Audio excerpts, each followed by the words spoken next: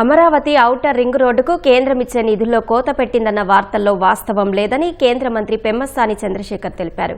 రాష్ట్రానికి జాతీయ రహదారులతో పాటు పలు ప్రాజెక్టులకు వేల కోట్లు ఇస్తున్నారని, అందుకే రింగ్ రోడ్డును 2 దశల్లో నిర్మిస్తున్నట్లు తెలిపారు.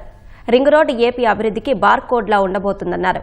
2వ దశలో సర్వీసు రోడ్డు, లింక్ రోడ్లు నిర్మిస్తామన్నారు. గుంటూరులో నిర్వహించిన కూటమి సుపరిపాలనకు 2 ఏళ్ల విజయోత్సవ సభలో పెమ్మసాని పాల్గొన్నారు.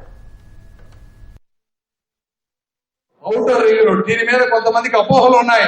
నిన్న పేపర్ లో కూడా రాశారు. దీనికి ఒక క్లారిటీ ఇవ్వాల్సినటువంటి అవసరం ఉంది. ఔటర్ రింగ్ రోడ్డు మనం 2 వైపులా సర్వీస్ రోడ్లు అమరావతి నుంచి ప్రతి గ్రామానికి కలిపేటువంటి అన్ని లింక్ రోడ్స్ తో కలిపి చేస్తే ఎస్టిమేషన్ చేస్తే 35,000 నుంచి 40,000 కోట్ల రూపాయలు వచ్చేటువంటి పరిస్థితి ఉంది.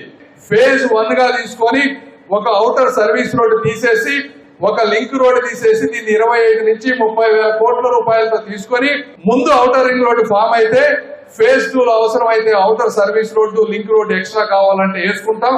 రవాణా శాఖ వాళ్ళ అధికారులు అందరూ కూర్చొని నిర్ణయించినటువంటి పరిస్థితి. ఇది ఎక్కడా కేంద్రం షాక్ ఇవ్వలేదు. ఈ రింగ్ రోడ్డు కంప్లీట్ అయిన తర్వాత ఇది ఏపీ అభివృద్ధికి ఒక బార్ కోడ్ లా కూడా ఉండబోతా ఉందని మీ అందరికి నేను తెలియజేసుకుంటా ఉన్నా. 14, 19 మధ్య అద్భుతంగా జరిగింది.